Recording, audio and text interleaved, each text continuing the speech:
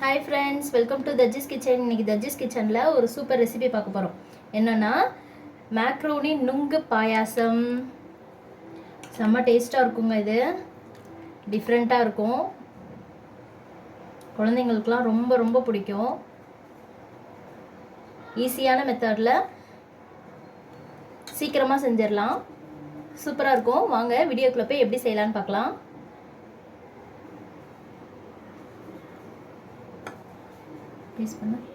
ஒரு 1/4 லிட்டர் பால் ஊற்றி நல்லா கொதிக்க விட்டுருக்கேன். இது இப்போ இன்னும் கொஞ்சம் நல்லா கொதிச்சு வரட்டும். பால் நல்லா கொதிச்சிருச்சு. இப்போ வேக வச்சுருக்க மேக்ரோனி சேர்த்துக்கலாம். இது ஆல்ரெடி நம்ம வேக வச்சுருக்கனால ஒரு 2 நிமிஷத்துக்கு இது கொதிச்சா போதும். இப்போ தட்டி வச்சுருக்க 3 ஏலக்காய் சேர்த்துக்கலாம். இது கூடவே இதில் 1 கப்பு சர்க்கரை வச்சுருக்கேன், அதையும் சேர்த்துக்கலாம். உங்களுக்கு வெள்ளை சர்க்கரை வேண்டாம்னா நாட்டு சர்க்கரை கூட சேர்த்துக்கலாம். அதுவும் நல்லா டேஸ்ட்டாக தான் இருக்கும். இந்த மேக்ரோனி போட்டு நுங்கு போட்டு பாயசம் வச்சு பாருங்கள், செம்ம டேஸ்ட்டாக இருக்கும். போட்டு சக்கரை நல்லா கரைஞ்சிச்சு. இப்போ அதுக்குள்ளே சும்மா ஒரு 2 சின்ன சைஸ் நுங்கு 2, ஒரு 4 கீரை தேங்காய் போட்டு கொரகொரப்பாக அரைச்சிட்டு வந்துடலாம். கட் பண்ணி வச்சுருக்க நுங்கு இதை ஃபஸ்ட்டு அரைச்சிட்டு இது கூட கடைசியாக கொஞ்சோண்டு தேங்காய் போட்டு கொரகொரப்பாக அரைச்சிக்கலாம். இந்த அளவுக்கு அரைச்சதுக்கப்புறம் 1 கை அளவுக்கு தேங்காய் இதை போட்டு கொரகொரப்பாக அரைச்சிக்கலாம். இந்த அளவுக்கு அரைச்சி எடுத்துக்கோங்க. இந்த அளவுக்கு அரைச்சிருக்கணும். இப்போ இதையும் சேர்த்து நல்லா மிக்ஸ் பண்ணிக்கலாம்.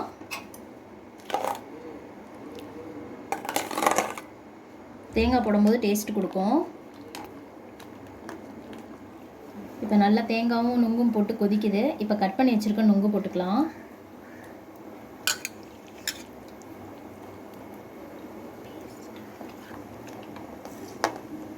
பாருங்கள், தேங்காய் அந்த மாதிரி கொஞ்சம் முழுசாக இருக்கணும். அந்த தேங்காயும் நுங்கையும் சேர்த்து கடித்து சாப்பிடும்போது டேஸ்ட்டு சூப்பராக இருக்கும். இப்போ கடைசியாக கொஞ்சமாக முந்திரியை நெய்யில் வறுத்து சேர்த்துக்கலாம். அவ்வளோதான். கடைசியாக 1 பிஞ்ச் அளவுக்கு சால்ட்டு சேர்த்துக்கலாம். அப்போ தான் சர்க்கரையை அதை தூக்கி கொடுக்கும். அதுக்காக தான் சால்ட்டு சேர்த்துக்கிறது. அவ்வளோதான், நம்ம சூப்பரான மேக்ரோனி நுங்கு பாயாசம் சூப்பராக ரெடி ஆயிருச்சு. நான் சொன்ன மாதிரியே நீங்களும் உங்கள் வீட்டில் ட்ரை பண்ணி பார்த்துட்டு எப்படி இருந்துச்சுன்னு எனக்கு கமெண்ட் பண்ணுங்கள். நம்ம வீடியோ பிடிச்சிருந்துச்சின்னா லைக் பண்ணுங்கள், ஷேர் பண்ணுங்கள், முக்கியமாக சப்ஸ்கிரைப் பண்ணுங்கள். வேறு ஒரு சூப்பரான ரெசிபியில் பார்க்கலாம். டாடா.